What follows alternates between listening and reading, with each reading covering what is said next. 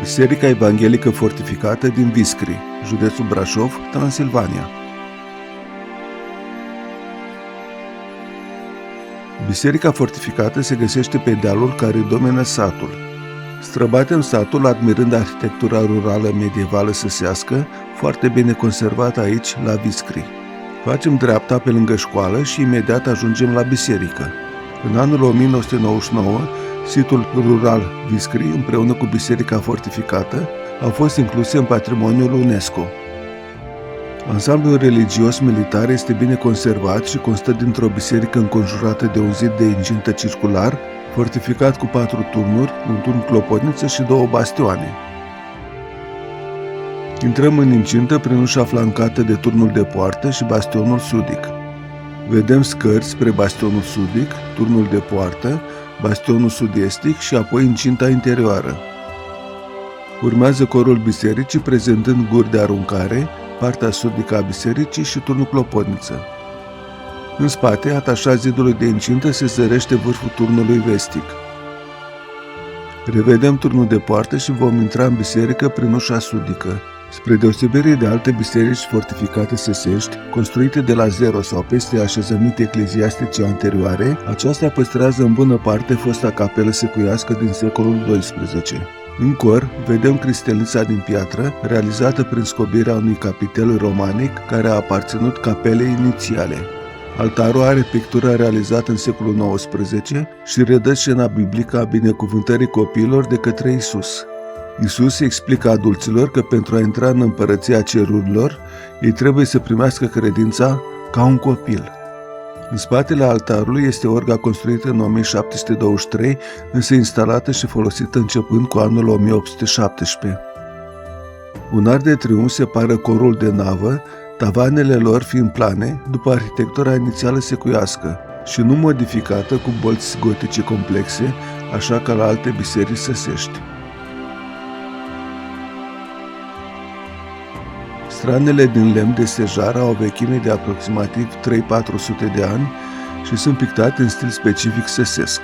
În cor revedem altarul, ușa sacristiei și amvonul în stil baroc provincial datând din 1791. Tribunele de lemn, cu balustradele lor pictate, datează din 1717. Pe latura opusă, vestică, este ușa de acces în tunelul de urcare în turnul clopotniță. Turnul a fost construit în 1230, dar nu era atașat bisericii, ci separat, funcționând ca locuință. În secolul XIV, turnul locuinței este integrat complet în nava bisericii și este înălțat pentru a servi drept turn clopotniță și de observație. Revedem latura vestică cu intrarea în turn, ușa sud-estică și stranele de pe latura sudică. Inițial catolică, biserica din Viscri a devenit luterană odată cu reforma protestantă din anii 1542-1550. Părăsim biserica și vom vizita colecțiile etnografice aranjate în camerele bastionului sudic. La începutul secolului XII au fost colonizați aici un grup mic de secui care au ridicat o capelă din piatră alb-verzui. La sfârșitul secolului XII, secuii au fost relocați în partea sud-estică a Transilvaniei, în locul lor venind coloniști sași. Așezarea ia numele după capelă, Weiskirch, însemnând în germană Biserica Albă, de unde și românescul Viscri. În jurul anului 1230, sașii transformă capela într-o biserică sală în stil romanic. Tot atunci este ridicat turnul locuinței de pe latura vestică a bisericii. Spre sud, ascuns de vegetație, se găsește cimitirul conținând și pietre de mormânt medievale. Spre nord-vest revedem turnul clopotniță, după care, alătura bastionului, vizităm turnul slăninii.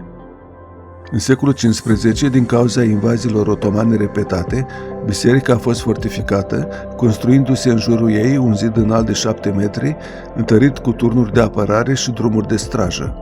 Turnul locuință a fost integrat în nava bisericii și înălțat pentru a servi drept clopotniță și punct de observație. De asemenea, deasupra corului bisericii a fost construit un etaj special din lemn, fortificat, destinat luptătorilor. Vizităm incinta interioară. Vedem bastionul sud-estic, care în secolul XIX și-a pierdut nivelul de apărare, iar etajele inferioare au fost transformate în locuințe. Turnul nordic și partea estică a bisericii. În partea de sus a corului remarcăm gurile de aruncare a păcurii ascunse în spatele arcadelor. În spate, vârful turnului de poartă. Revedem turnul nordic, care împreună cu turnul vestic a fost construit în secolul XVII. În anul 1743, menționat și pe inscripția de pe Arcul de Triunf, este înlăturat nivelul de apărare situat deasupra corului, iar biserica primește aspectul actual. În exteriorul incintei vedem casa parohială situată în fața puternicilor turnuri și bastioane care apărau partea sudică, mai expusă, a fortificației. Lângă noi este bastionul sud-estic, după care urmează turnurile de nord și de vest, care apără o zonă mult mai puțin expusă datorită pantei mari. Înspre dreapta vedem rămășițe ale fostului zid de apărare exterior, construit în secolul XVIII.